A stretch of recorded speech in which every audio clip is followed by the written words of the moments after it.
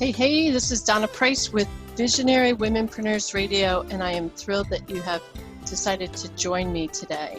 The purpose of this show is to interview women that are making a difference in the world, that have created a vision of impact, a vision where they impact their world and the world. We bring together at Visionary Womenpreneurs a network of women to connect, collaborate, and celebrate.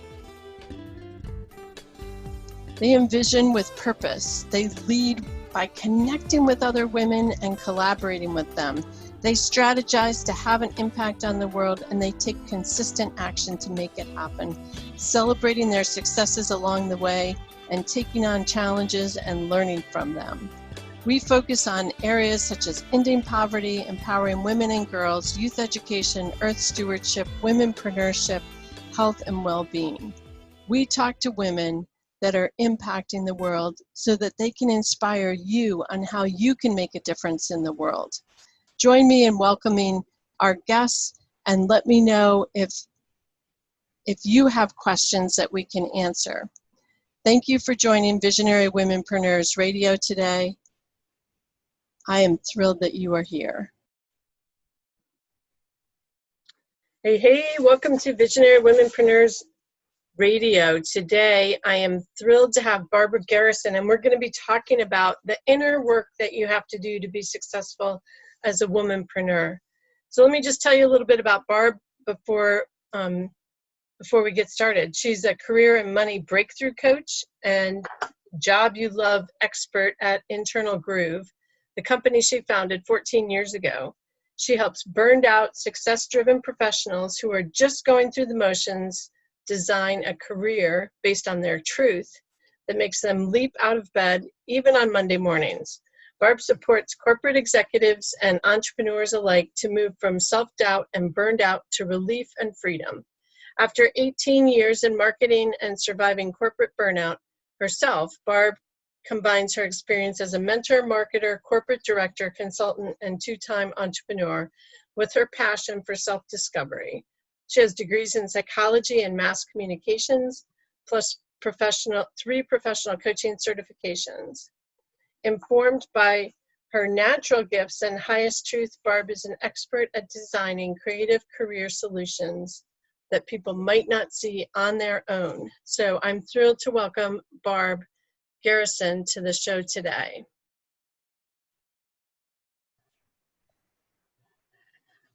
Barb, welcome to Visionary Womenpreneurs Radio. I'm so thrilled to have you here today, and we're going to be talking about the inner work of entrepreneurship, which is so important to creating a thriving business and thriving professionally. So welcome.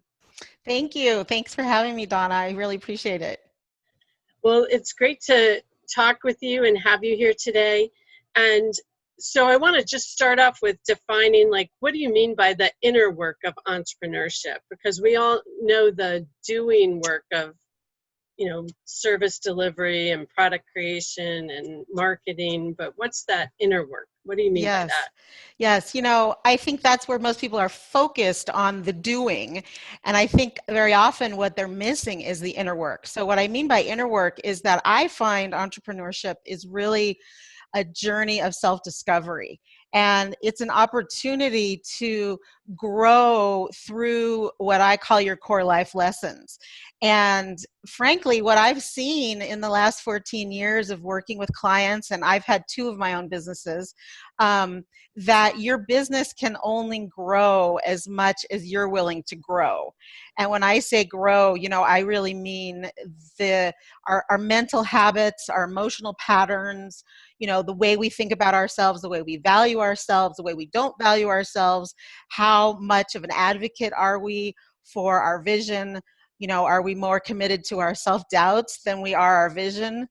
Some of those types of challenges that, are human. There's no question about it. But what I've seen is it stops entrepreneurs in their tracks, because you can be doing all these things over here and things aren't working. And entrepreneurs can get burnt out very easily if they're not taking care of, the other side of the equation, which to me is really internal, and how we take care of ourselves. Definitely. I always think about, like, when you get stuck, it's usually like yourself that gets in your way Yes. of, of that success. And being an entrepreneur is definitely, in my experience and what I've seen with clients, like the biggest, um, I'm not thinking of the right word, but personal growth is just part of being an entrepreneur. And you're constantly learning and growing as an entrepreneur, or so it Absolutely. feels like.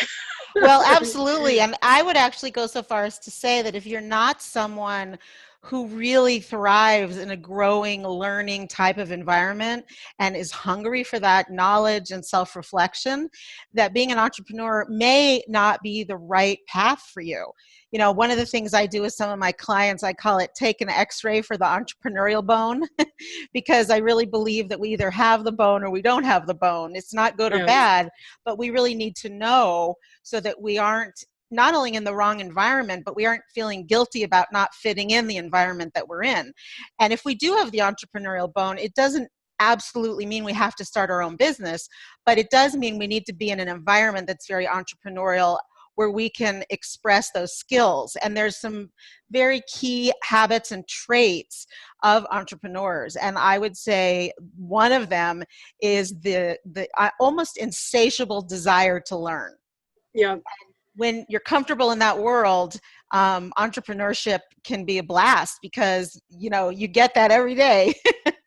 Right. And I would guess that you need that entrepreneurial bone to be a CEO of a Yes, company. Like, when exactly. you're in that kind of executive leadership role, you need, it's the same thing. You need to be learning and growing, reflecting, to really take your company to that new next level or a new level. Yes, absolutely. And I would say even what I call businesses within a business. So, for example, real estate agents, you know, they often work with a company, but they really are their own rainmaker. They are running their own business, even though they're associated with a company. Mm, And sales reps are often the same way. You know, they're involved in a product or a service working for a company, but they do run their own business within a business. And I think right. any of those kind of people need to keep this in mind, or it's going to be a slog. Yeah. What do you see as tripping entrepreneurs up most often? You know, I do think it's a series of patterns, you know, emotional, mental patterns that they have. The ones I see most often, I think there's a list of them, a longer list, but the ones I see most often are self-doubt, not being your own best advocate, not valuing yourself. And that then leads to how do you price yourself? How do you negotiate? And when I say value yourself, I also mean value the services you deliver or the product that you have to offer. Um, Also, I see a lot of comparison, and that really trips up Mm, entrepreneurs where they're so busy. You know, they think it's like market research where they're so busy on everybody else's websites in terms of, you know, who's in their field. And I think it's a quick trip down the rabbit hole to do that. I yeah. really recommend, you know, it's one thing to get a little bit of reconnaissance when you're first starting out, but I think you lose your own voice if you don't stay focused on your vision, your voice, your lane, what you are here to do, your own mission. And so that comparison is very challenging for people. And, you know, not only do they compare what someone else is doing to what they're doing, but also the speed in which someone is growing. And the thing is, we make lots of assumptions based on Uh, external things, whether it's a post on social media or a website. We have no idea what's going on behind the scenes. And so that's a big one. Another one that I see a lot is perfectionism, mm, and not exclusively in the traditional way, but, you know, by nature, being an entrepreneur is highly creative. I actually think it's one of the most creative things you can do.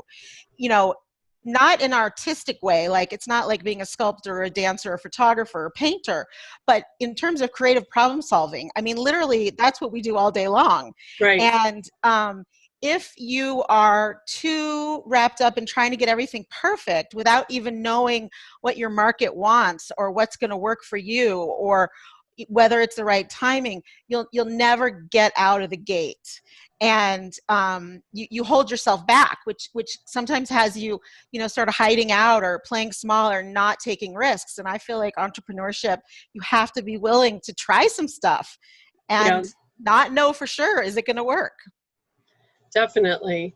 So are there specific, excuse me, habits that you've found are critical for entrepreneurs in being successful?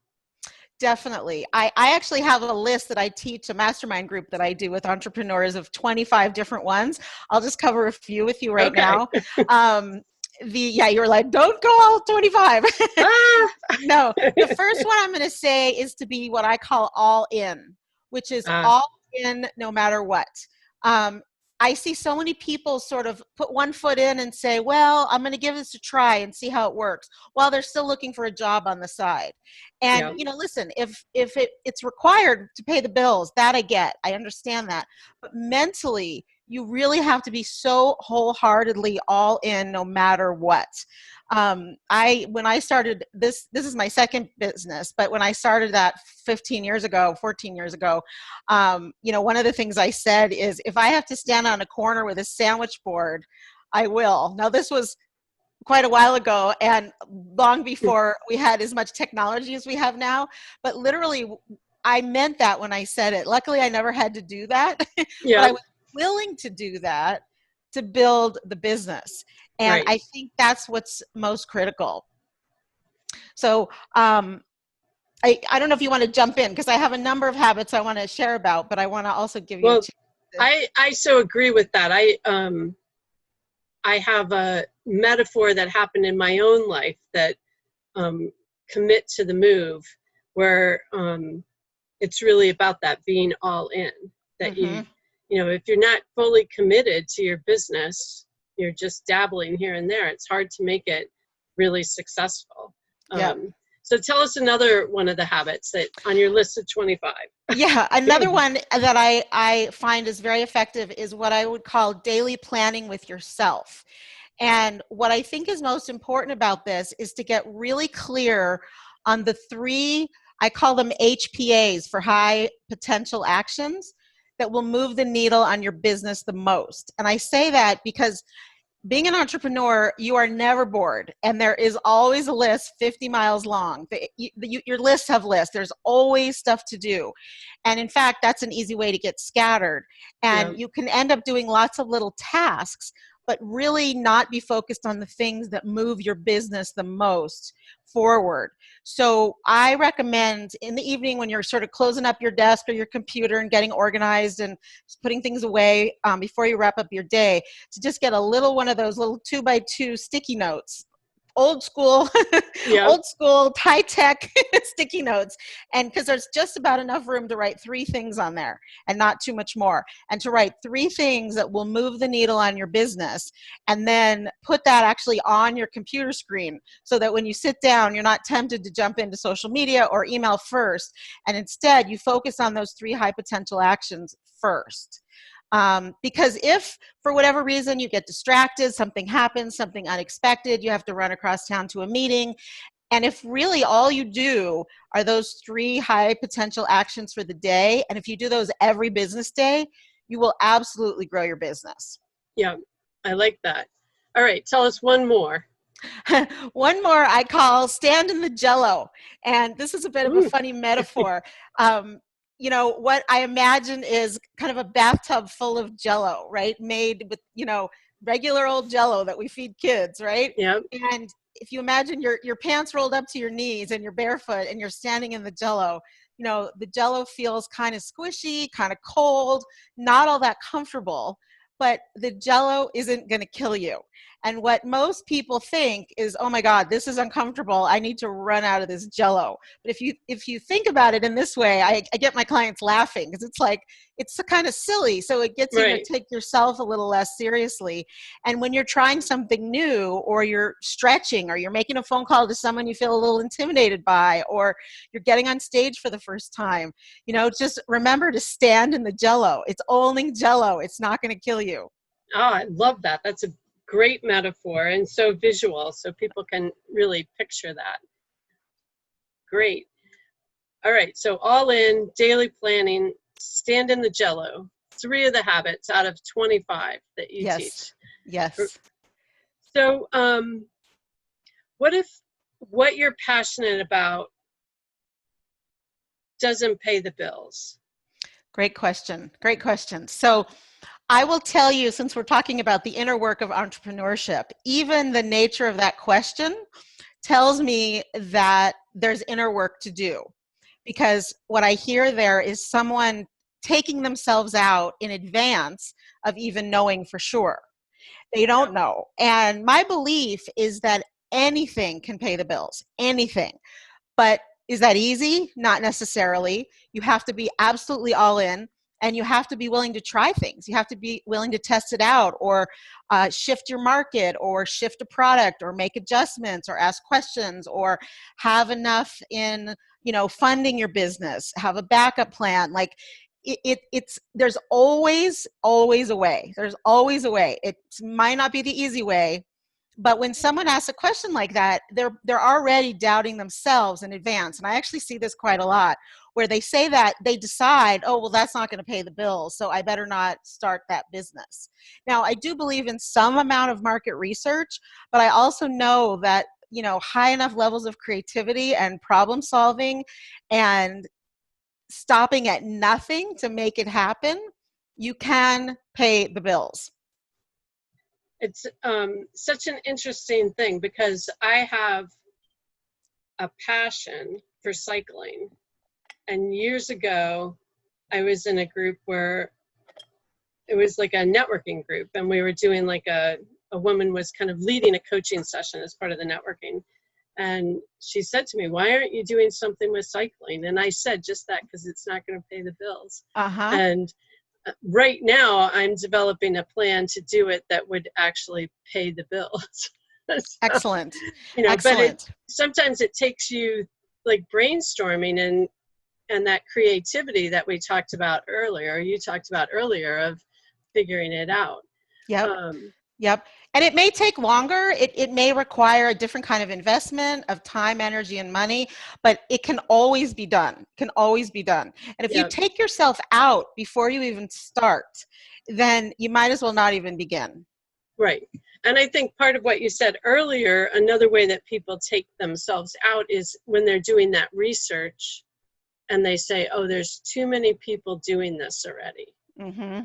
And they say, like, I'm not going to succeed because there's all these other people doing it. I hear that like with writing a book, Mm-hmm. like somebody will have an idea for a book and they'll say, well, there's all these other books. Mm-hmm. And I just keep saying there's always room for that one more, because you're different and you're going to attract those people that are attracted to you or your message or your service or whatever it is.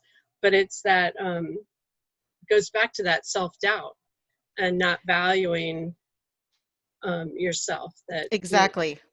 And there's only one you, literally, on this entire planet. There's only one you. So nobody's going to do things exactly the way you do them. Nobody has the exact same, chemistry with a client or a customer as you would, because there's only one you. Yeah. Yeah. So really figuring out how to value yourself is important. Mm-hmm. Absolutely. So what are some of the ways that you work with people on doing that that inner work so that they're kind of overcoming that self-doubt or the not valuing of themselves? Yeah, it's interesting. It's often the first place I start when I'm coaching clients, because most people come to me thinking their problems are outside of themselves. Like, I have the wrong market, I'm not in the right business, I hate my boss, my team is not doing their job, et cetera. Like, city officials, or you it's a name long it. list. It's a long list of everything outside of yourself. And I call those things the whats. And I find that the challenges around whats are only about 20% of the story. I find the other 80% is what I call how, which is how you bring yourself to what you do. And so it's always the first place that I start. So I sort of start from the inside and then work out. We do eventually get to those external things, but many of them disappear once you've done some of the inner work to get clear. And so we take them one at a time. You know, we look at what are the habits and patterns that are tripping you up. And you know, very often people aren't even aware that they have habits or patterns. They say, oh, well, that's just me. Well, it's not just you. No baby is born with, you know, the ability to be self-doubting. That's not how the world works. You know, no baby is born with the need to be comparing themselves to others. It's not a personality trait. It's a habit. And we start those habits sometimes when we're very young based on whatever conditioning we had or our primary situations with our primary caregivers. And I'm not saying people are bad parents, but sometimes we learn to cope in a family environment based on what gets us the most validation or the most attention or the most love. And so then we continue to do those sorts of things. And, you know, you wake up and you're 35 years old or 40 years old or 45 years old and you're like, this is not working for me anymore. So we really dig into like some of the sources of those. It's not therapy. We don't go into the whole why of it, but we touch on, you know, what is the first time you remember doubting yourself? And we go back and look, and oftentimes people will come up with some memory. They were 6 or 7. And then we look at, well, how did that come about? And then we start to see the patterns that evolve over time. They get reinforced in school, they're reinforced in, you know, maybe romantic relationships, young in life, and things like that. And so it's a very customized type of work to get clear about it. But I think it's important to first identify what is the primary pattern that trips you up the most. You know, so I've mentioned probably 5, 6, 7 of them. I'll give you a few others. One is always hurrying and never being present, like always pushing to the next thing, but not fully being present with where you're at and what you're working on and completing things where you already are. Worrying, excessive worrying. People use their creativity in an unproductive way, I find. People who are big worriers are highly creative.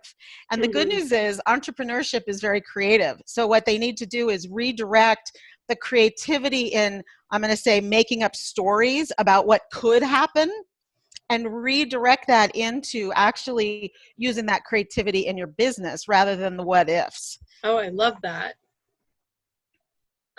I can go the what if way. Yes. I like that redirect. Yes, that's creativity great. Overused. Yes. I always think that with patterns, I think of it kind of like in the dynamic of a family, that like a dance. And as soon as you change one step or one piece of the pattern, like that affects the whole pattern. Yes. And so by creating new habits, you know, like the daily planning, you start interrupting those older patterns, I would think. Absolutely. And I'll tell you, one of the biggest patterns that I help people interrupt is the way that they speak to themselves inside their head. That language that we use against ourselves is it's so powerful, and it's almost like a hypnosis. Like we're constantly training ourselves on certain thoughts that aren't productive.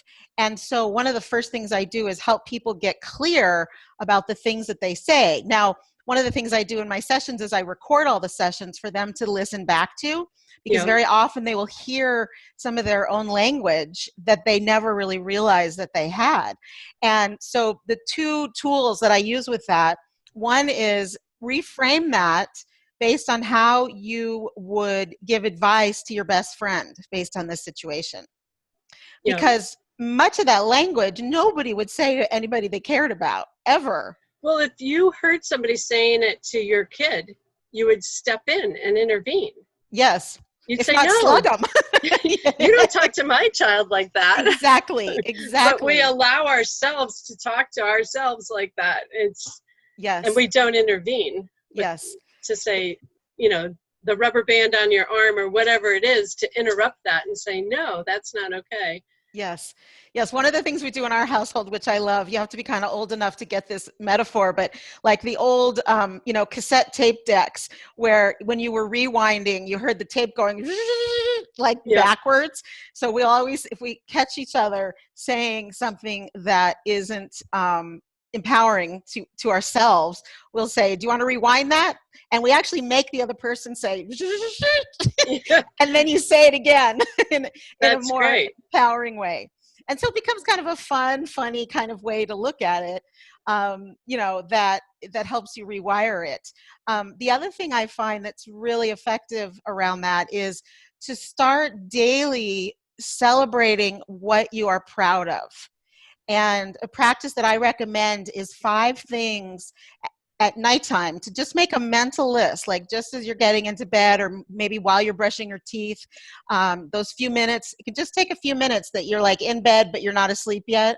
Yeah. And you're just kind of reviewing your day and you come up with 5 things that you feel proud of. And they can be tiny things. They don't have to be some huge monumentous award or, I got 100 clients or something like that. Tiny things. It could be they show up to a meeting they were nervous about, feeling more confident or being their own best advocate, like something small. And it's not in any one thing that makes the difference. It's Yeah. really the practice of doing that every day, consistently over time. Definitely. Definitely. Because I think often people don't acknowledge their own accomplishments. Yes. Yes. Or And what I see even more often is they think of accomplishments as these big, huge things. It's like getting right. a degree, hitting a certain milestone in their business that's like a huge number. And to me, it's really about, that's why I actually specifically don't say accomplishments. I say things I'm proud of, because Yeah. it might even be like you showed more patience when you were standing in line at the grocery store when there was a long line and the cashier was getting overwhelmed or something like that. Yeah. Because when you're practicing patience there, you can also practice patience with your team or in your business or with your clients. And that's Yeah. still a skill. Definitely. Definitely. So what do you see as the most effective ways to grow your business as an entrepreneur?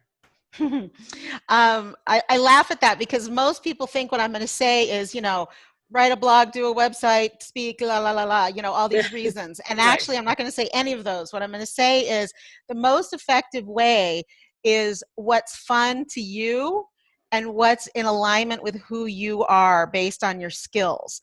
A lot of, coaching gurus out there or things, they think there's like one way to do this Yeah. right. And I think there's thousands of ways to do things right. The key is discovering what is the way that's right for you. And Right. again, that requires some self-discovery. Yeah. What really works in your toolbox based on skills you have, and not just skills you have, because sometimes we have skills that are not our favorite. Like, I will give you an example. I happen to be really good with money and numbers, and I often, in a prior business I had, I ended up being kind of like the chief financial officer, and I was miserable in that. And it's not that I'm not good at that and I don't use it now, but there Right. was a whole other side to me I didn't get to explore. So you really want to look at what is it that's really fun to you? Like, what doesn't feel like work? What just feels fun? Yeah. That's great. So what frustrations do entrepreneurs come to you with most often? Like, what's the biggest frustration you're seeing? Yeah, so many of the things that I already mentioned, some of those, patterns that aren't working. Yeah. Um, the way it usually shows up is not necessarily saying, oh, well, I have patterns that aren't working. What'll happen is they'll come and they'll be burnt out. They'll be just exhausted. And they feel like they're, banging their head against a wall, trying to get their business to Yeah. grow. And, it's interesting because what they think we're going to do is like focus in on, tactics and strategies for their business. And while we do eventually get to that, we first look at personal emotional patterns. And it's so interesting to me because after I work with someone for a little bit on those things, all of a sudden their income starts going up. Yeah. And we haven't done anything different that's external. Now, yes, we will go and tweak some of those things and look and see which things work and what's not working. Right. But by looking really at how you bring yourself to your business, that's one of the greatest ways to improve your revenue. Definitely. I like that. The way you bring yourself to that business. Mm-hmm. Very Mhm. powerful. So what have you learned? We just have a couple minutes left. So what have you learned in the process of being an entrepreneur yourself? Well, I will say pretty much everything I just said. Because certainly I have 3 coaching certifications. I definitely integrate things that I learn, and as a coach, one of my philosophies is be the kind of coach that I would want to have.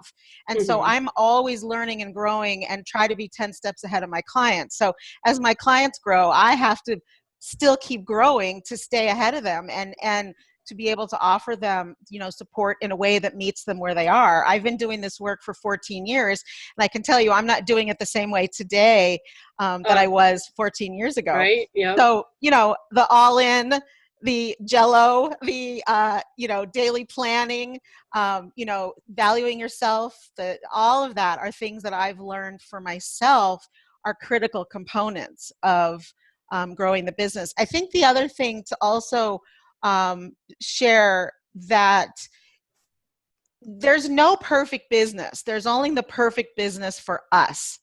And I think you want to be constantly molding it and tweaking it so that it fits for you. And that's not a set it and forget it type of thing. Yeah. What worked for me 14 years ago is a little different than what worked for me 5 years after that and today. So I Yeah. make adjustments based on what works for me, my life, my personality, my energy, my health, the things I'm passionate about. And so it's something you want to keep revisiting and keep evolving. Definitely.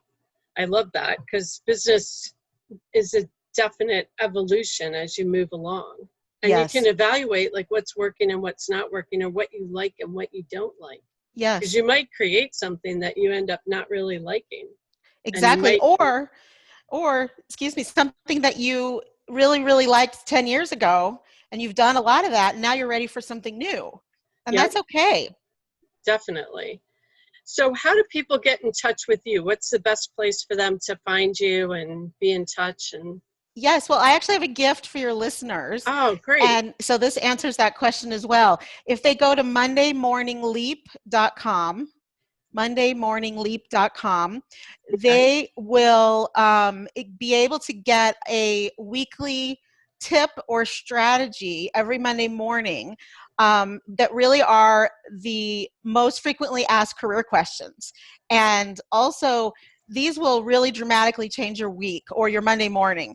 And so it's a great little tiny nugget. It's everything is going to be under 5 minutes. It might be an audio or a video or an article, but it's going to be just a few minutes, and it will give you an assignment to work on something during the week. So I encourage everyone to do that. And as you get more of those, you'll also be invited in to reach out to me and to have an opportunity to talk to me. And so it sort of gives them a gift and an opportunity to reach out. Oh, great. That's beautiful. mondaymorningleap.com. That'll be in the show notes below, so you can just click on the link. And Barb's company is Internal Groove.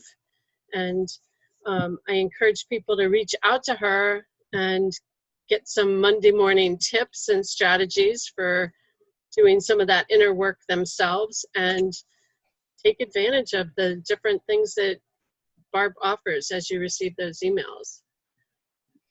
So Barb, thanks so much for being here on Visionary Womenpreneurs Radio. I think that you've given people a wealth of things to think about and incorporate into their entrepreneurship. Excellent. I'm so glad. It was great to chat with you, Donna. Thanks. Thanks for listening to Visionary Womenpreneurs Radio. We can be found on all the major podcasting platforms such as Spotify, Google Podcasts, iPodcasts, Overcast, Stitcher, and Anchor, our host. I encourage you to download the platform that you love and listen to Visionary Womenpreneurs. Hit that subscribe button so that you don't miss an episode. And thanks for being one of our valued listeners. If you haven't had a chance to pick up the Visionary Womenpreneurs Field Guide yet, you can do so over at visionarywomenpreneurs.com.